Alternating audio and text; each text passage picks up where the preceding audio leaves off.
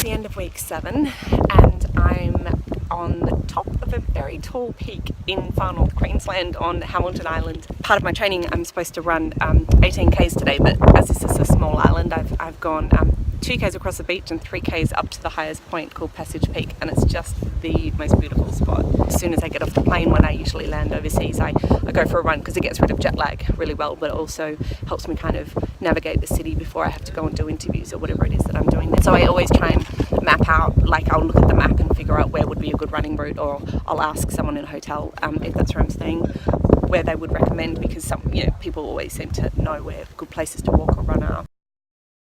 You were telling me that one of the most important things about training is to change it up and change location, because mentally obviously it's beautiful, but why physically is it important to change it?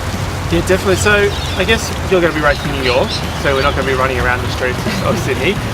So it's really important that your body doesn't adapt to the training that we're doing here around Sydney. So the body's extremely smart. It can adapt to the climate and your training very easily. So it's really important that we change our training while we're running. So yeah, I guess with our long run, we don't want to do the same route every time because your body will get used to that, and come race day, you'll be used to doing that same long run. We might add some hills in, take a different route for our long run, and that will help come race day. One thing that I've noticed on my long runs is I always try and find something I don't like carrying a water bottle because it takes too much energy to hold.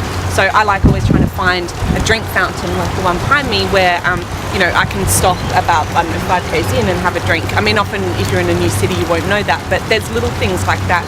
What else is important? Like you were telling me about, there's an app that we can use to find running routes in different cities that we haven't been to before. Yeah, so for those who travel a lot, Nike have a Nike Run Club app. You can also go online and they have what we call heat maps. So what they do is when everyone runs using the app, it collects the data and then creates a map of where people have run the most. So especially around Sydney, you can see running maps around Sydney, and you can use them for your own run as well. Especially if you're traveling, you're in a new area, you don't know where to go, you can just jump online, check out what the locals are doing, and then go run their routes as well.